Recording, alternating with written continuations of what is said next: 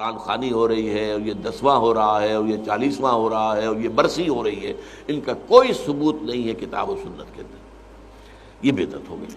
تو اسی طریقے سے بدعات ہیں۔ البتہ یہ ہے اب اسی طریقے سے ہمارے ہاں ایک نئی رسم چلی ہے، آپ یوم پیدائش منا رہے ہیں، سالگرہ کر رہے ہیں، یہ مغرب سے آئی ہوئی ہماری رسمیں ہیں، یہ کوئی صحابہ کرام سے حضور سے تو ثابت نہیں ہے۔ تو ان چیزوں کے اندر بچنا چاہیے ان سے۔ البتہ یہ ہے کہ ایک ہے کہ جو سائنس کی ڈیولپمنٹ سے ہے، اب کوئی کہتے ہیں صاحب پھر آپ ریل گاڑی میں سفر کیوں کرتے ہیں، وہ تو صحابہ کے اور حضور کے، یہ سائنس کی ترقی سے جو چیزیں آئی ہیں یہ بالکل دوسری چیزیں ہیں، ان میں ثواب کا معاملہ نہیں ہے، یہ تو آپ کی ایک ضرورت ہے جو پوری ہو رہی ہے۔ وہ آپ ہوائی جہاز میں سفر کریں، ٹرین میں سفر کریں، کار میں سفر کریں، یہ جدید ترقیات ہیں، ان سے فائدہ اٹھانا ہے اور ان کو استعمال کرنا ہے، تو یہ اور بات ہے۔ لیکن دین میں کوئی نئی چیز جو حضور اور صحابہ سے ثابت نہ ہو اور اس کو آپ حصول ثواب کی نیت سے کریں، وہ بدعت ہے۔ اب جیسے مثلاً حضرت عمر رضی اللہ تعالیٰ عنہ نے اپنے قدم کو بدعت قرار دیا۔ آپ کو معلوم ہے کہ حضور کے زمانے میں تراویح کی نماز کا کوئی رواج نہیں تھا، حضرت ابوبکر کے دور میں بھی نہیں تھا، بلکہ یہ تھا کہ رات کو نماز نوافل ادا کرو اپنے اپنے طور پر، قیام اللیل اپنے اپنے طور پر۔ تو اس حوالے سے تراویح کی نماز کا جو ہے باجماعت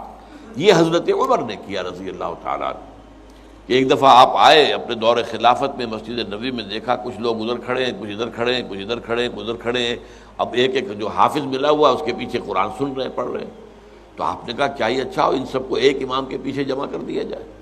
اچھا کوئی اول شب میں پڑھ رہے ہیں، کوئی دیر میں پڑھ رہے ہیں، حضور نے 3 دفعہ جماعت کرائی اس رمضان کی رات میں، تو وہ تہجد کے وقت کرائی ہے،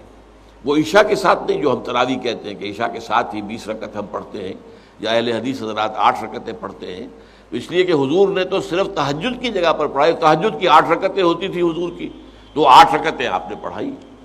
لیکن یہ ہے کہ پھر حضرت عمر نے یہ فیصلہ کیا کہ اس طرح کر دیا جائے، اور اس کے بعد یہ ہوا کہ ایک امام ہے، سب لوگ سن رہے ہیں۔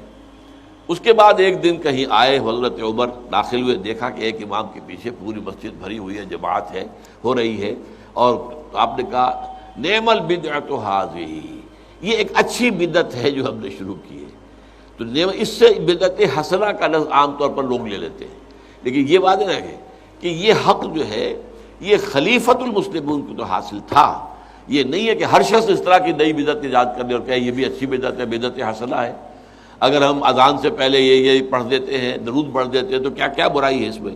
کوئی بری بات تو نہیں ہے درود پڑھنا، لیکن بھائی نہیں، یہ قرآن اور حدیث سے اور صحابہ کے عمل سے ثابت نہیں ہے، اس لیے یہ بدعت ہوگا۔ اس لیے جو چیز جو ہے اس طرح کی، لیکن حضرت عمر رضی اللہ تعالیٰ عنہ یا کسی اور خلیفہ راشد کا کوئی فیصلہ ہو اور وہ گویا کہ پرانے طریقے میں کسی چیز کا اضافہ ہو رہا ہو، تو وہ ایک علیحدہ بات ہے۔ لیکن ان کے بعد کیونکہ اس میں یہ ما انا علیہ و اصحابی، تو اصحاب حضرت عمر اصحاب میں سے ہیں، اور اصحاب ہی نہیں بلکہ آپ جو ہیں خلفائے اربعہ میں سے ہیں،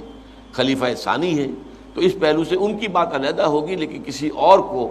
اپنے کسی کام کی شروع کرنے کو بدعت حسنہ قرار دینا یہ درست نہیں ہے۔